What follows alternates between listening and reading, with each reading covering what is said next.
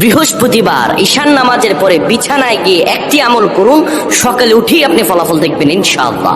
বৃহস্পতিবার একটি পবিত্র দিন, এই দিনে যদি কোনো বান্দা ইবাদত করে এই দিনের রাতে আল্লাহ রাব্বুল আলামিন কবুল করে নেন। প্রিয় ভাইরা আমার, এই কথাগুলো আপনারা শেয়ার করে দিবেন। শোনার মাত্রই আপনি আমল না করে সওয়াব পেতে পারেন। কিভাবে জানেন? আপনার একটি শেয়ারে আপনি আমল না করেই সওয়াব পাবেন। আপনার একটি শেয়ারে যদি অন্য ভাই আমল করে তার সমপরিমাণ সওয়াব আপনি পেয়ে যাবেন। রাসূল সাল্লাল্লাহু আলাইহি সাল্লাম বলেন, বাল্লিগু আন্নী ওয়ালাউ আয়া, আমার পক্ষ থেকে একটি আয়াত, একটি হাদিস যদি তোমার কাছে পৌঁছে, তুমি এটি অন্যের কাছে পৌঁছে দাও। সুবহানাল্লাহ।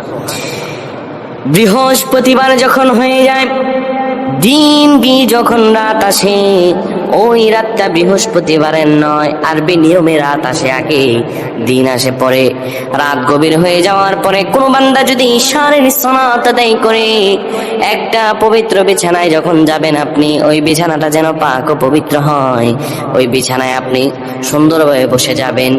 তারপরে বসে যাওয়ার পরে আপনি দোয়া পড়তে থাকবেন, আর রহমান আর রহমান 7 বার পড়বেন।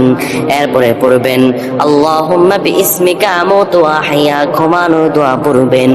এরপরে বুকের মাঝে আপনি দুরূদ পড়ে 10 বার মনের আশাগুলো নিয়ে আল্লাহর কাছে দোয়া করে পবিত্র বিছানায় ঘুমিয়ে যাবেন।